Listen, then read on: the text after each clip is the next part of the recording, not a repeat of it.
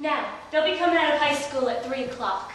George has just been elected president of the senior class, and as this is June, that means he'll be president of the senior class all next year. Emily's just been elected secretary and treasurer. There they are coming down Main Street now. I can't, Louise. I gotta go home. Goodbye. Oh, Ernestine! Ernestine! Can you come over tonight and do Latin? Isn't that sister the worst thing? Well, tell your mother you have to. Goodbye. Goodbye, Helen. Goodbye, Fred. Emily, can I carry your books home for you? Thank you. It is far. Wait just 1 second, will you, Emily? Say, Bob, if I'm a little late, start practice and give her some high long ones. Goodbye, Lizzie! Bye, Lizzie. I'm awfully glad you were elected too, Emily. Thank you. Emily, why are you mad at me? I'm not mad at you. You've been treating me so funny lately. Well, since you asked me, I might as well say it right out, George. Oh, goodbye, Miss Corcoran. Bye, Miss What is it? I don't like the whole change that's come over you in the last year. I'm sorry if that hurts your feelings, but I just got to tell the truth and shame the devil. A change? What do you mean? Well, up to a year ago, I used to like you a lot. And I used to watch you while you did everything, because we've been friends so long. And then you began spending all your time at baseball. And you never stopped to speak to anybody anymore. Not to really speak. Not even to your own family you didn't. And George, it's a fact, ever since you've been elected captain, you've got awful stuck up and conceited. All the girls say so. And it hurts me to hear him say it, but I've got to agree with him a little because it's true. Oh, gosh, Emily, I didn't think that such a thing was happening to me. I guess it's hard for a fellow not to have some faults creep into his character. I always expect a man to be perfect, and I think he should be. Oh. Well, I don't think it's possible to be perfect, Emily. Well, my father is. As far as I can see, your father is. There's no reason on earth why you shouldn't be too. Well, I think it's the other way around. That men aren't naturally good, but girls are. Well, you may as well know right now that I'm not perfect. It's not as easy for a girl to be perfect as a man because, well, we girls are more nervous. Now, I'm sorry I said all that about you. I don't know what made me say it. Emily? Now I can see it's not the truth at all, and I suddenly feel that it's not important anyway. Emily, would you like to get an ice cream soda with me or something before you go home? Well, thank you. I would.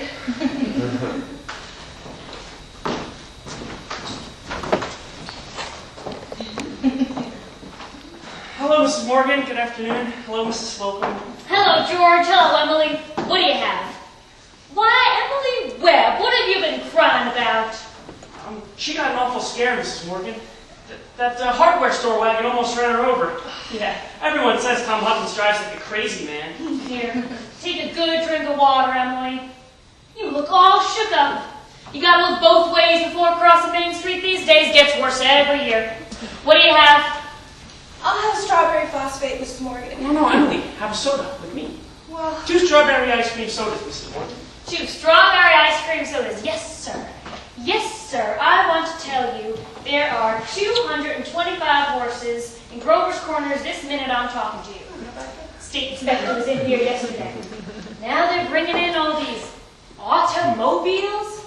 Best thing to do is just stay home. But I can remember when dogs used to sleep in the middle of the street all day and nothing ever come by to disturb them. Look, there you are. Yes, Mrs. Ellis, be with you in a minute. What can I do for you?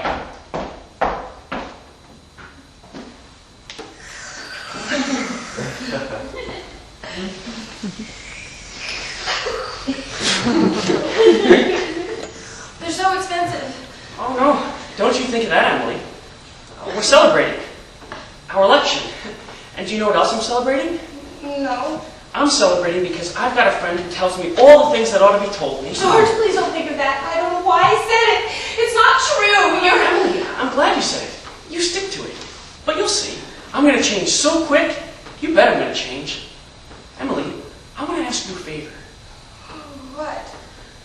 If I go away to state agricultural college next year, will you write me a letter once in a while? I certainly will. certainly will, George.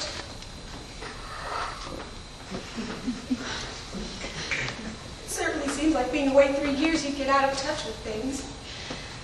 Maybe letters from Grover's Corners wouldn't be so interesting after a while. Grover's Corners isn't a very important place when you think of old New Hampshire. But I think it's a very nice town. The day wouldn't come when I wouldn't want to know everything about our town. I know that's true.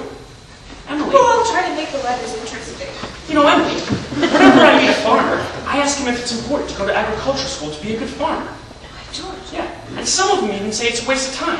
You can get all that stuff anyway in the pamphlets the government sends out. And Uncle Luke, he's getting old now. He's about ready for me to start and taking over the farm tomorrow if I could. Why? Yeah, and like you say, being gone all that time in other towns and meeting other people. Oh gosh, if anything like that can happen, I don't want to go away. I guess new people aren't any better than old people. I bet they almost never are. Emily, I feel you're as good a friend as I've got. I don't need to go and meet people in other towns. But George, maybe it's very important for you to go learn all that about cattle judging and soils and those things. Emily, Of course I don't know. I'm going to make up my mind right now. I won't go. I'll tell Pa about it tonight. Why, George, I don't see why you have to decide right now.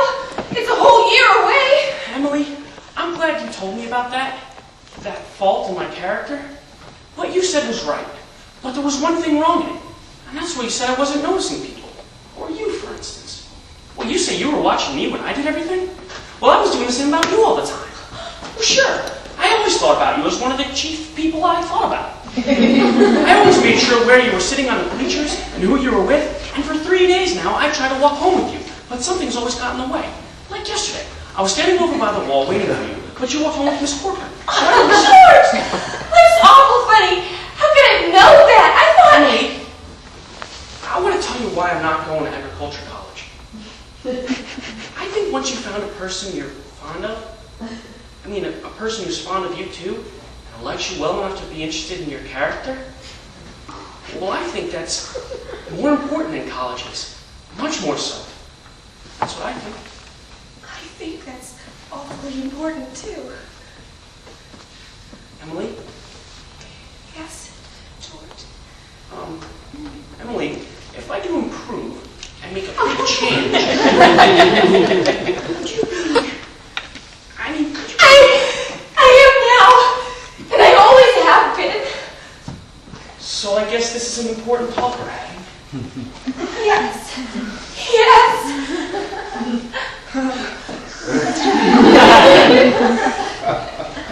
Wait here a minute, Emily, and I'll walk you home. Mrs. Morgan, I'm going to have to go home and get the money to pay for these. What's that? George here. Do you mean to tell me... Yes, I do, Mrs. Morgan, but I had my reasons.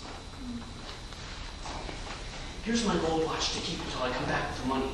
It's all right, George. Keep your watch. I'll trust you. I'll only be gone 5 minutes. I'll trust you 10 years, George. Not a day over. Oh. Got all over your shop, Emily? Yes, thank you, Mrs. Morgan. It was nothing. I'm ready.